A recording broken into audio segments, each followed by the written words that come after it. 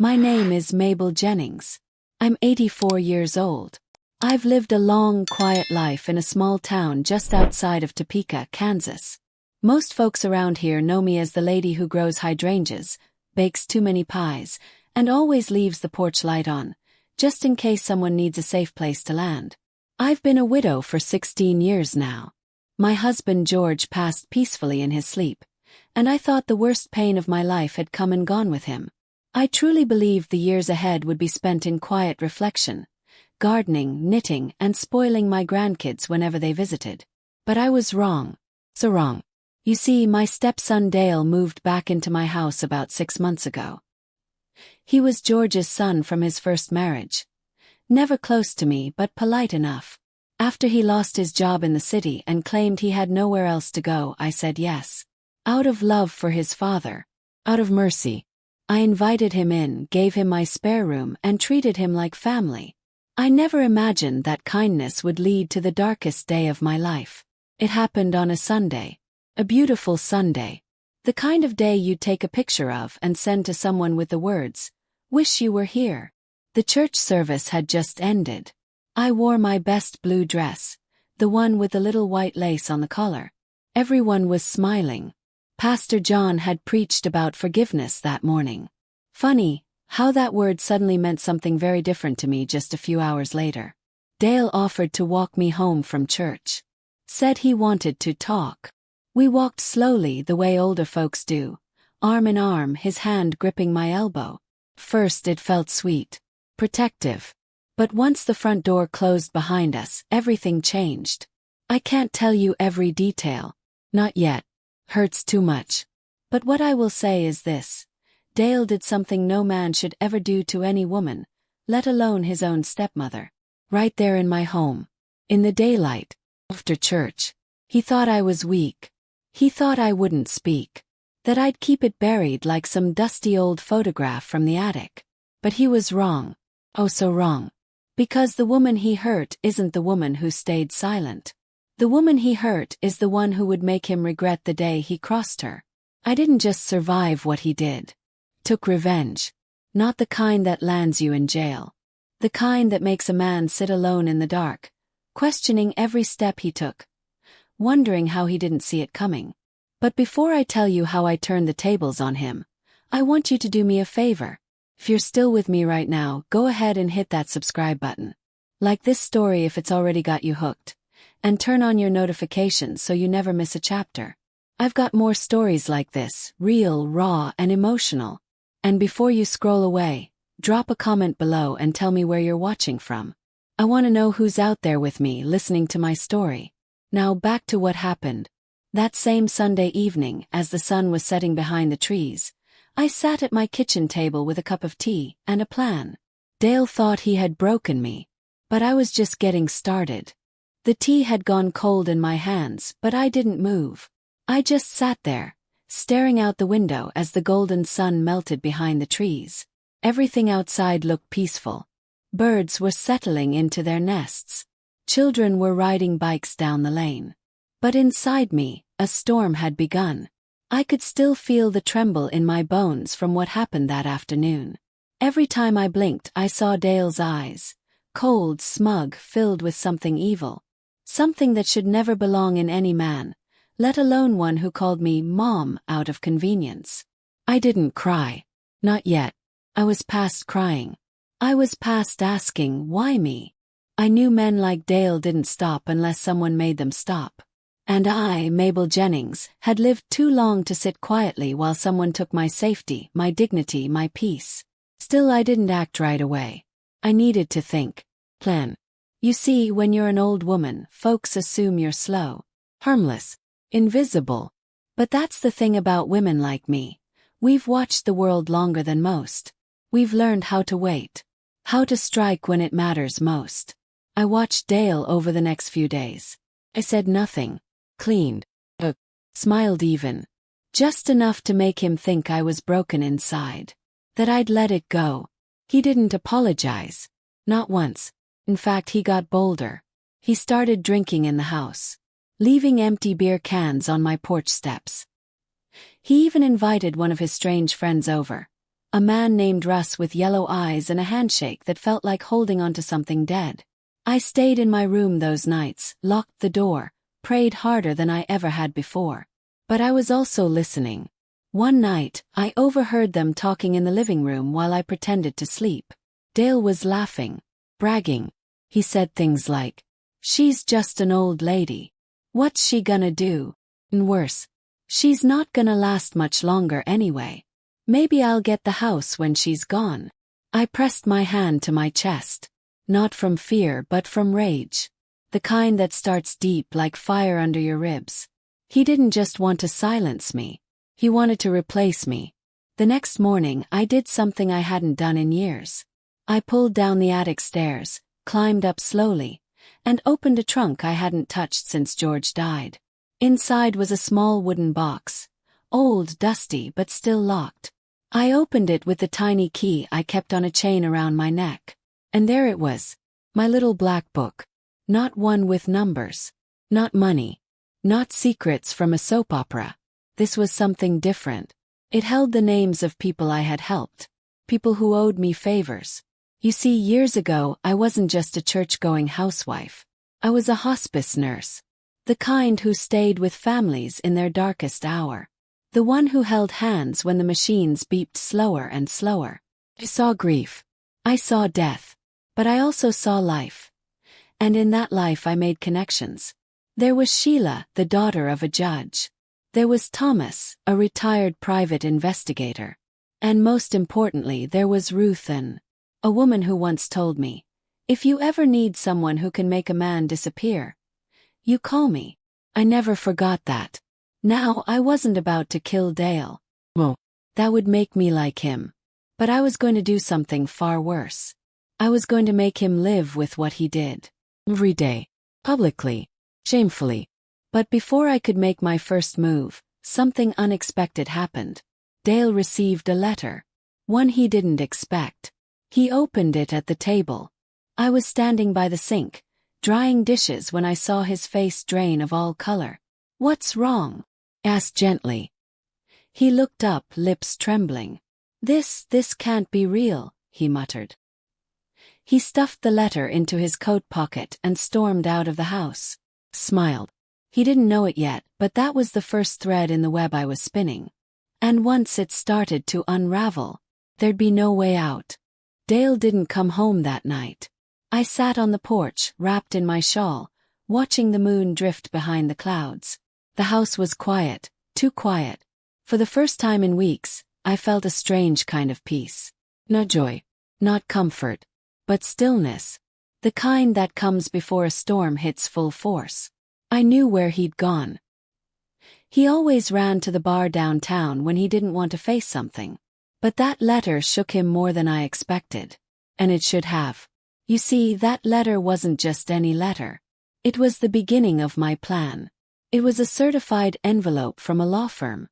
I asked my old friend Sheila, now a practicing estate lawyer in Oklahoma, to help me craft it. Inside, it stated that I was legally revising my will and had reason to believe a certain individual living in my household was emotionally unfit to remain on the property. It didn't name Dale. But it didn't have to. The paper said there would be a full mental wellness evaluation of the household within the next 10 days. That's all it took to rattle him. When he finally stumbled in the next morning, smelling like whiskey and old smoke, he didn't say a word to me. He just slammed his bedroom door and stayed inside all day. But let him stew. Let him sweat. I spent that day preparing. I went out to the garden, trimmed my roses, waved to the neighbors like everything was fine. But in my mind I was sewing a trap. One careful stitch at a time. I called Thomas next. My retired private investigator friend from Tulsa. Quiet man. Professional. Discreet. I hadn't spoken to him in nearly a decade, but he remembered me right away.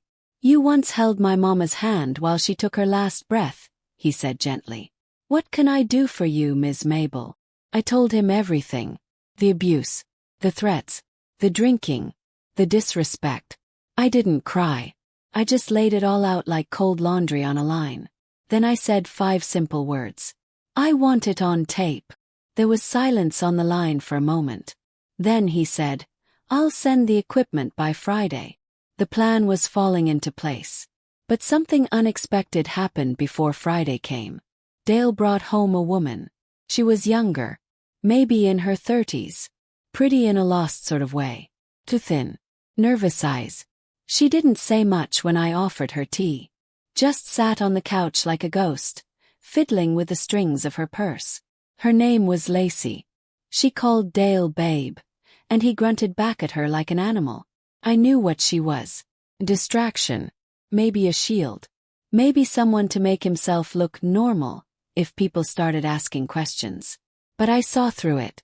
That night, while Dale was passed out in his room, Lacey tiptoed into the kitchen. I was already there, pretending to look for my sleeping pills. She jumped when she saw me. "Oh, I didn't mean to wake you," she whispered. "You didn't," I said. "You couldn't. Not tonight." We stood there a moment in silence. Then she looked at me, eyes full of something sadder than fear. "Has he ever hurt you?" she asked. I didn't answer right away. Just stared at the little crack in the tile near the sink. Then I looked up and said, "You don't have to stay here, sweetheart. There's still time to leave before it gets worse." She looked like she might cry. Then she just nodded and walked back down the hallway. I didn't know it then, but that little moment, that small crack in Dale's control, would be the start of something bigger. Lacey wasn't just a lost girl. She was my second key. And I was about to use her. But first, I had to catch Dale doing something he couldn't talk his way out of. And when that moment came, even the devil himself would have looked away.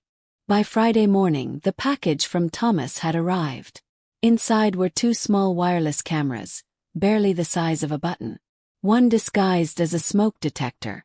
The other, a tiny motion-activated device built into what looked like an old radio clock. Both perfect for someone like me. Someone who needed to gather proof without ever raising suspicion. I installed the smoke detector in the hallway outside Dale's bedroom, right above the picture of George and me on our wedding day.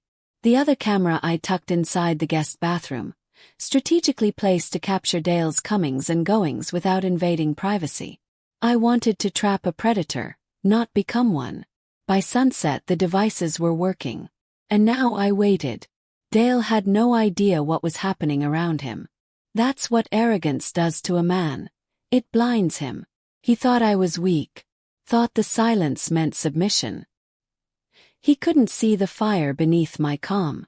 But someone else was beginning to notice. Lacey. She stayed another night, and this time she didn't avoid me.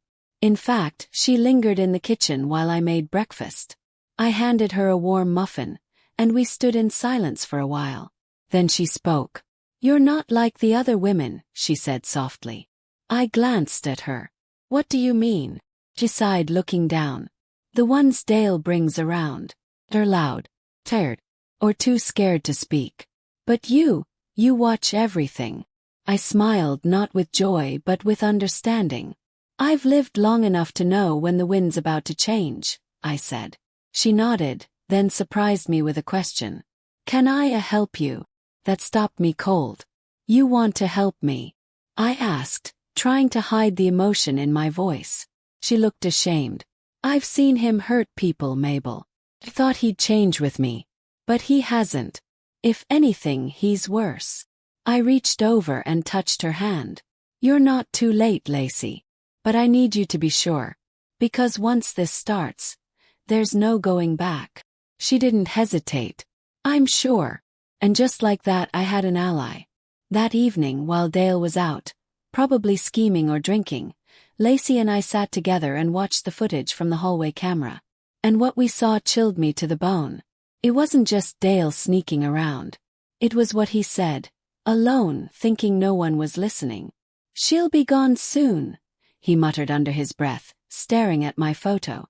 "Once she slips up, it's mine. The house, the money, everything." Lacey gasped beside me. "Pause the video." He had a plan. He wasn't just cruel, he was calculating. He wanted me out of the picture. And now I had proof. We sent the footage to Thomas. He said it was enough to start the next phase. But we needed one final push. one final piece to expose him completely. So we created a scenario. Lacey would provoke Dale. Gently, carefully. She'd ask about the house. About me. Just enough to make him boil. And I'd be ready, camera on. It was dangerous. But I wasn't afraid. Because I wasn't just an old woman with good intentions. I was a survivor with a strategy. That night, Lacey made her move. And what happened in that living room changed everything. Dale's voice turned into a growl. He grabbed her arm hard. Threw a glass at the wall. Called me names I'd never heard in my life. Threatened to make sure the old lady doesn't wake up one morning. But this time, the camera was rolling. And this time, the world would see. The next morning I made my calls. To Sheila. Thomas. To Pastor John. And finally to the police. I didn't shake when I picked up the phone. I didn't stutter. I didn't cry. I dialed the local police station and asked to speak directly to Officer Braden Mallory. He wasn't just a name in the yellow pages. He was the son of a woman I once cared for during her last days. I remembered him bringing her flowers and sitting beside her bed, holding her frail hand and praying out loud when the nurses had all gone quiet. When he answered, his voice was calm and respectful. Ms. Mabel. It's been a while. Everything all right? Pause. Then, in a voice even I barely recognized, I said, No, Braden. It's not. I have something to show you.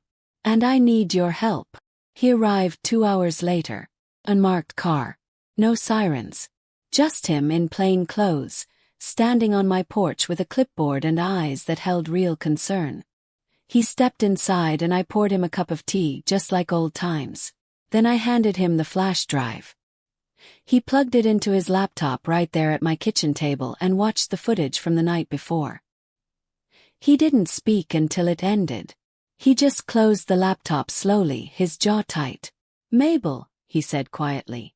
This is serious. I know, I replied.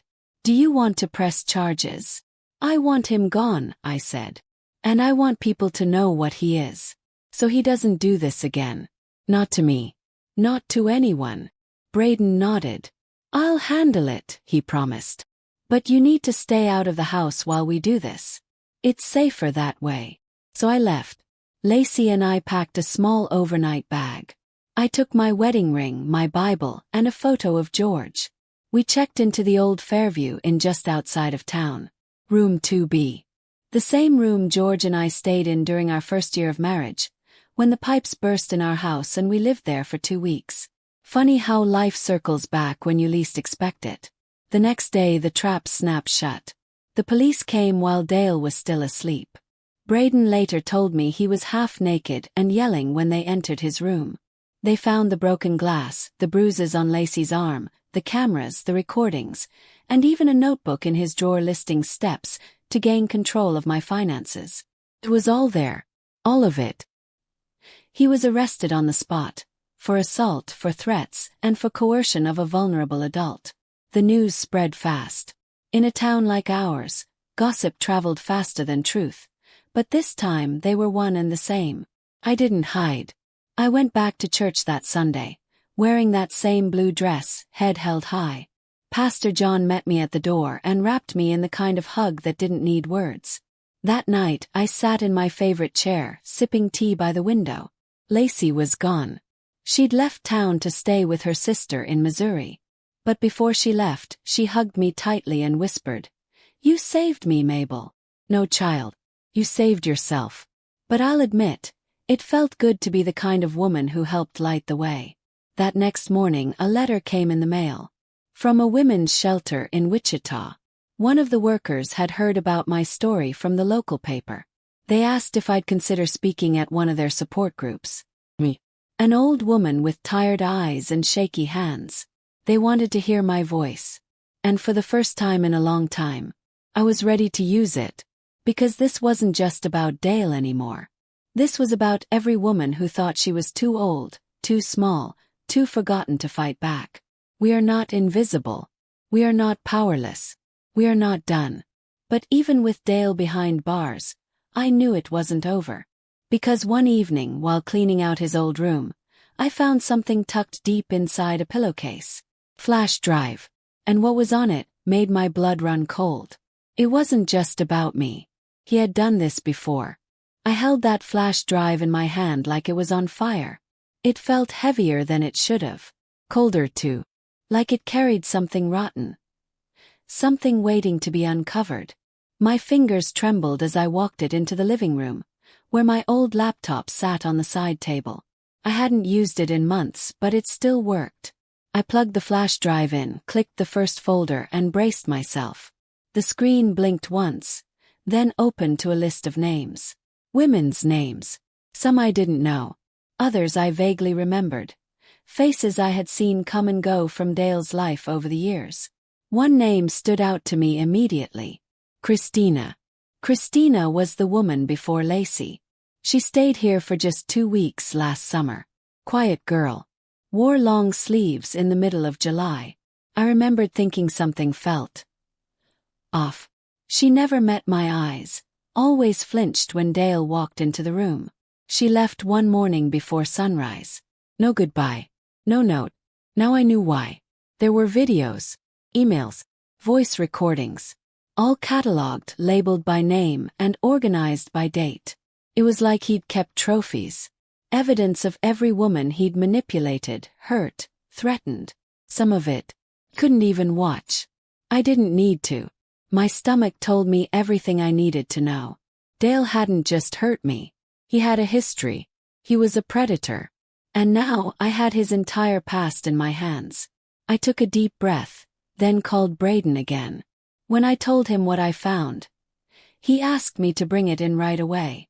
"We're reopening 2 cold cases because of you, Mabel," he said.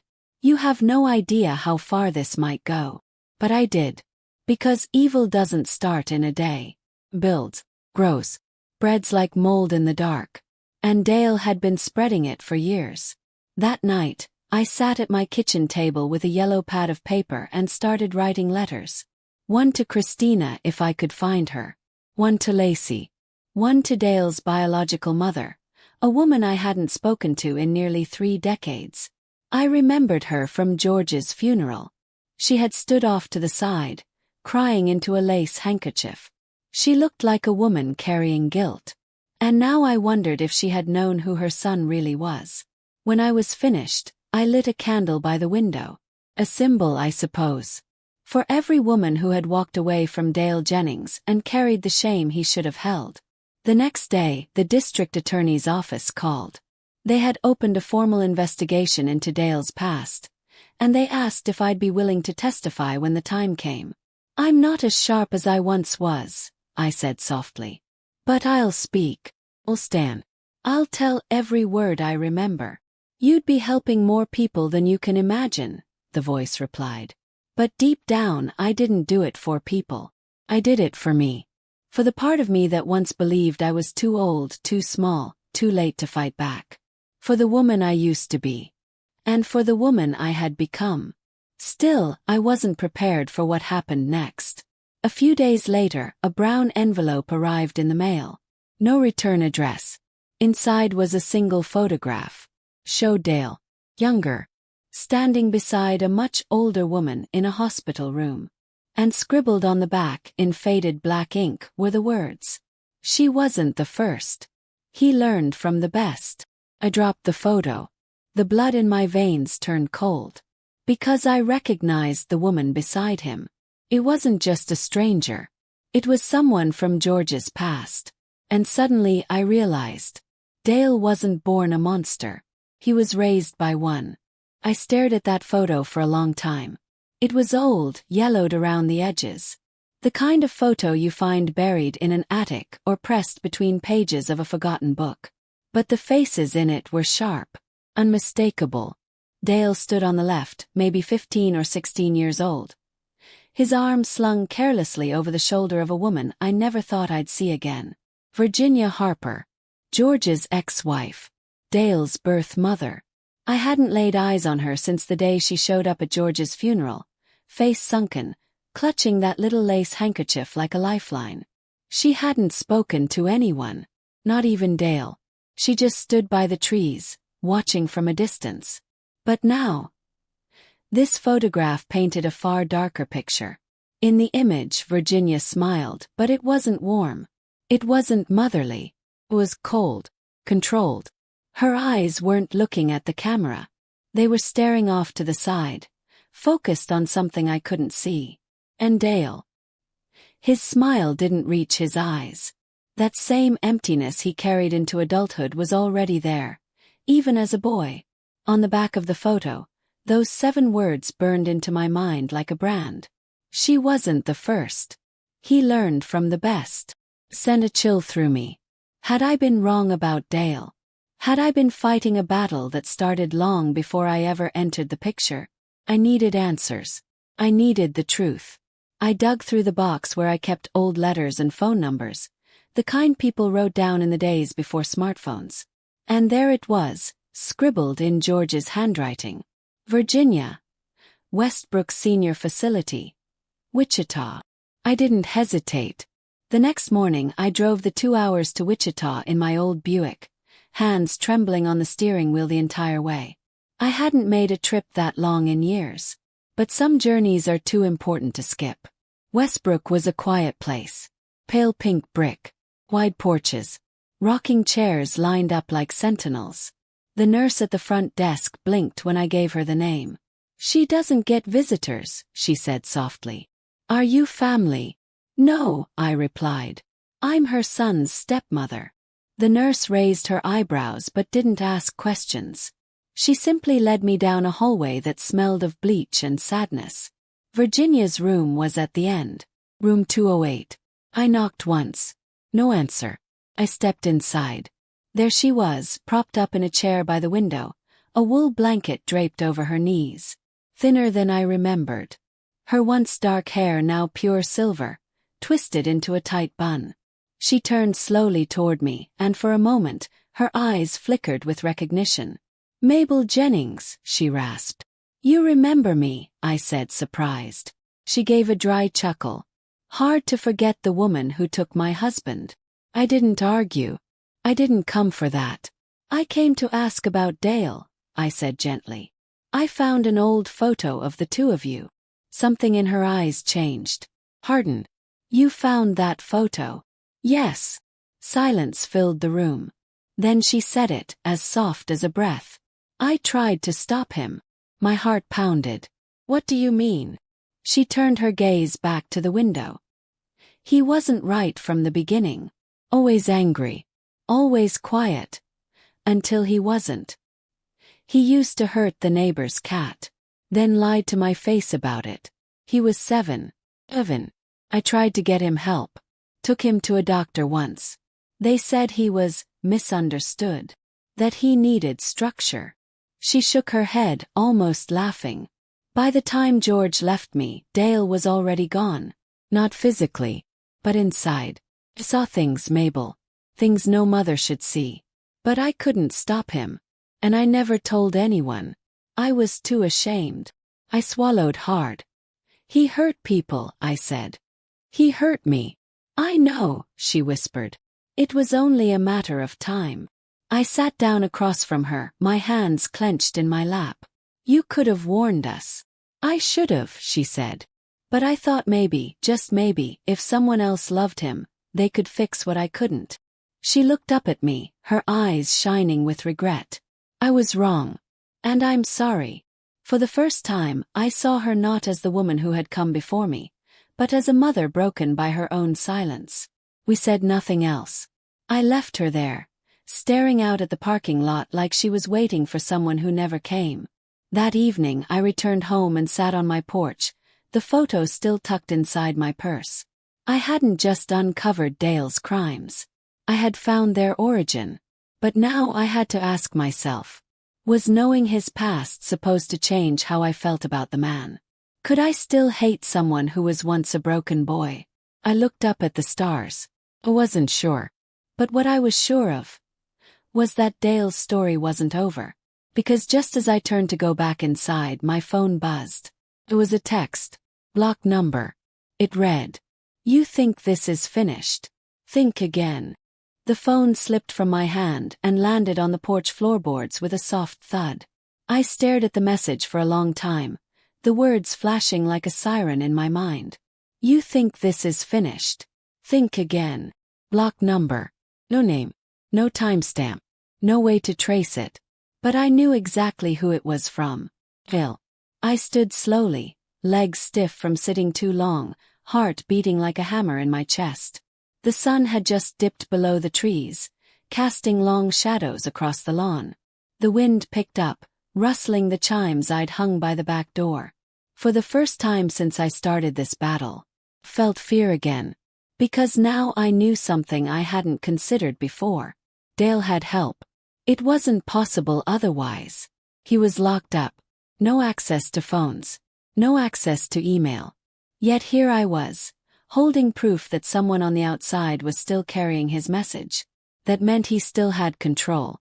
Still had power. I walked inside and locked every window. Every door. I turned on every light. My hands were trembling as I pulled the curtains shut. Then I did what I always did when the world started to tilt. I called someone I trusted. Lacey. She answered on the third ring. Hey, Miss Mabel. Everything okay? No, I said quietly. I got a message. From Dale. There was silence on the line. Then, but he's in jail. Isn't he? Someone's helping him.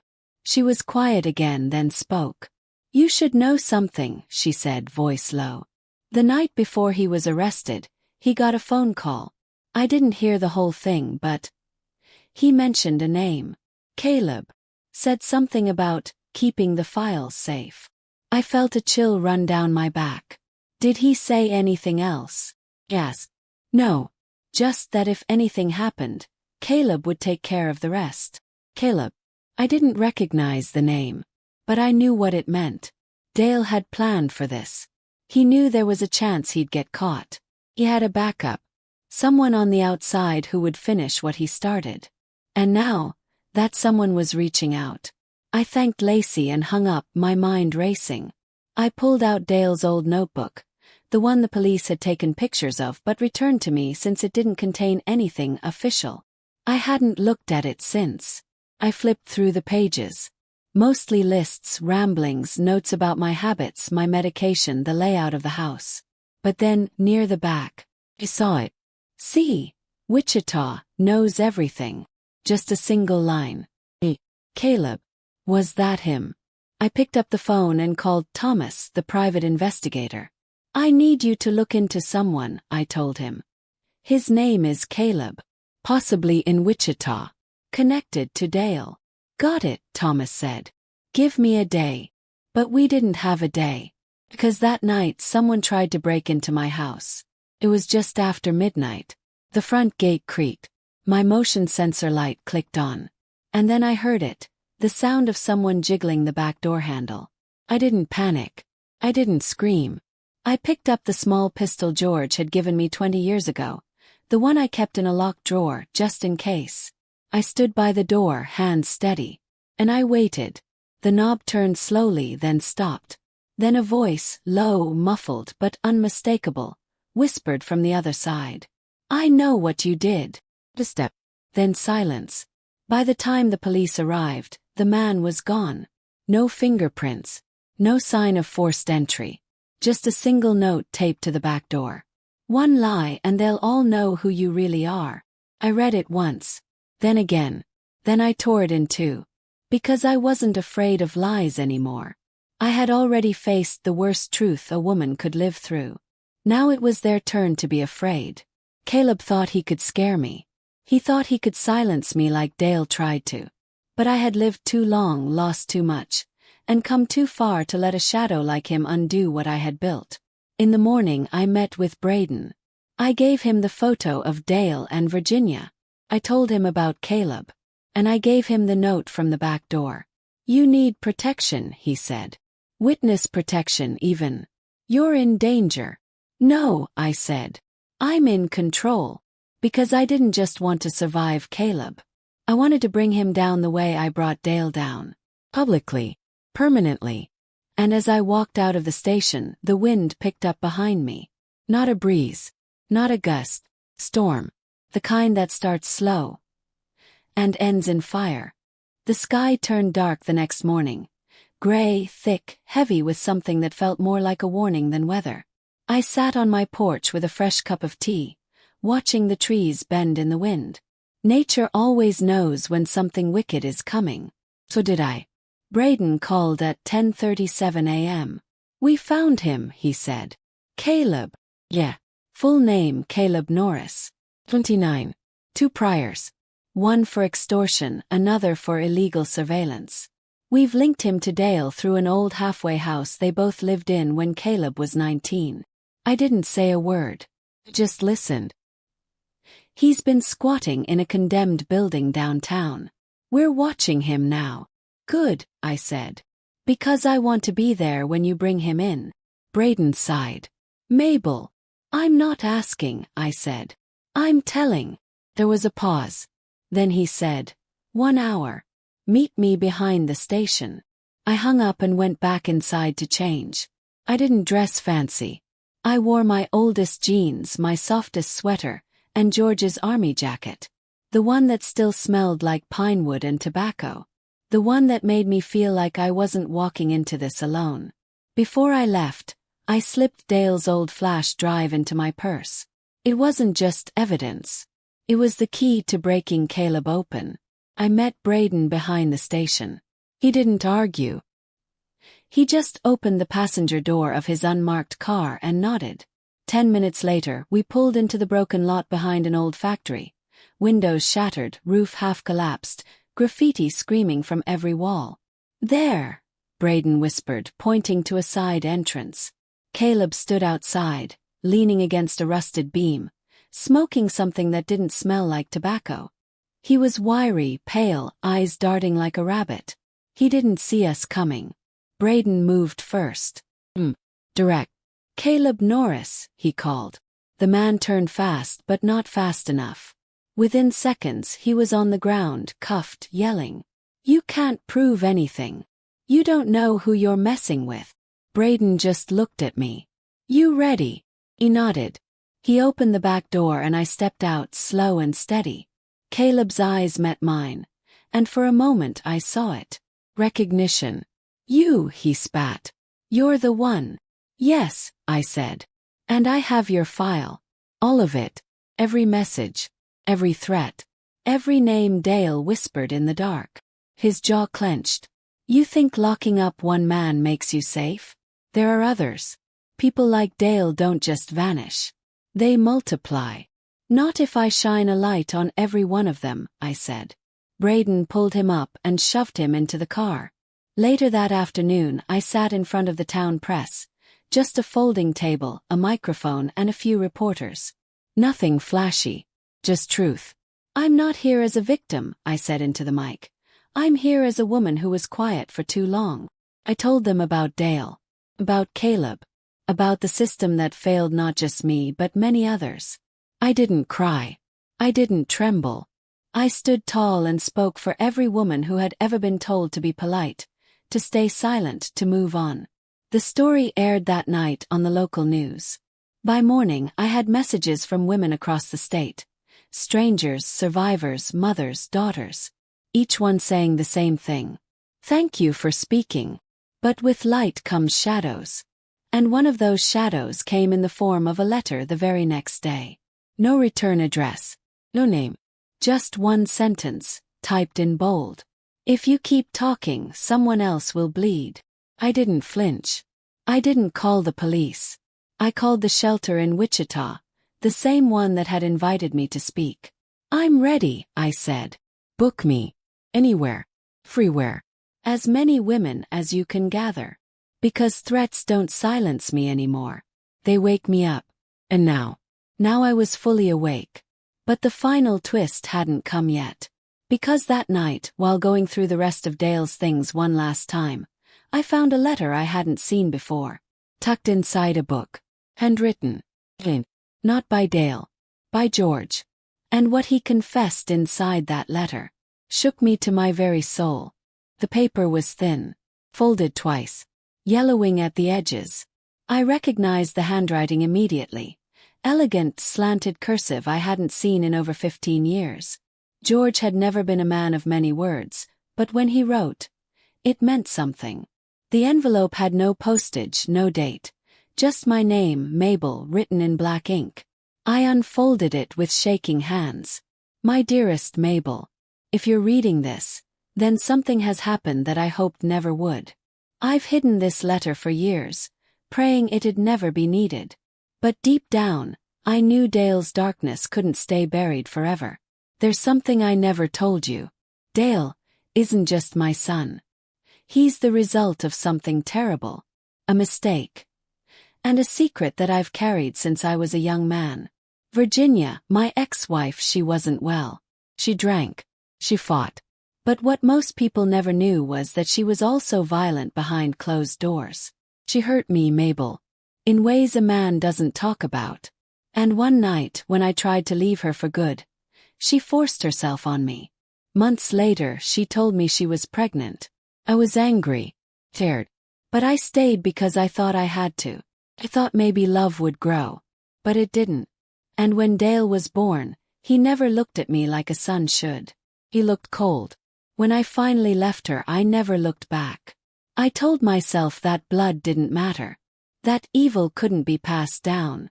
But the day you married me and Dale came to live with us, that coldness was still in him. I saw it again. And it terrified me. I should have told you then. But I was ashamed. Ashamed that I'd been a victim. Ashamed that my silence helped create the man he became. I know you. I know your heart. I know you'd find the truth one day. I just pray that when you do, you forgive me for the years I let fear speak louder than love. I never wanted you to fight this battle. But if you are, then I hope you fight like I always knew you could. With strength, with grace, and with fire.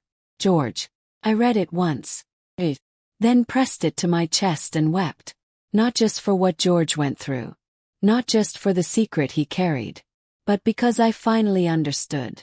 Dale was born from violence. Raised in chaos. Twisted by silence. And yet, none of that excused the pain he caused. But it explained it. And in some strange, heartbreaking way. It freed me. Because I had spent so long asking why. Why he chose me. Why he hated me. Why he did what he did. And now, he knew. He was a legacy of pain. But I chose to end that legacy. I folded the letter and placed it in my Bible. Right next to Psalm 46. God is within her, she will not fall. That evening, I took the podium at the Wichita Women's Shelter. Hundreds of women. Some young. Some gray like me. All of them holding stories behind their eyes. And I spoke the truth. I told them about Dale. About Caleb. About the night I thought I might never find peace again. And then I told them about George. About silence. About the cost of secrets. And finally I told them the most important thing. You don't have to carry what broke you. The room was silent. Then came the applause. But I wasn't looking for praise. I was looking for change. And I saw it. In their eyes, their tears, their nods. After the talk, a young woman hugged me and said, "You made me believe I can survive." And I held her tight and whispered, "You already have." Now I sit on my porch most mornings, tea in hand, wind in my hair. I'm not hiding. I'm not afraid. And when people walk by and ask, "Is it really true? All that happened?" I just smile and say, "I lived it. And I'm still here." Because in the end, I didn't just take revenge on Dale. I destroyed the silence that made him. And in doing so, I saved more than just myself. If this story moved you, don't forget to like this video, subscribe to the channel, and turn on the notification bell so you never miss another powerful, emotional story like this one. And let us know in the comments, where are you watching from and what part of this story hit you the hardest? We want to hear from you. Thank you for being with me through the storm.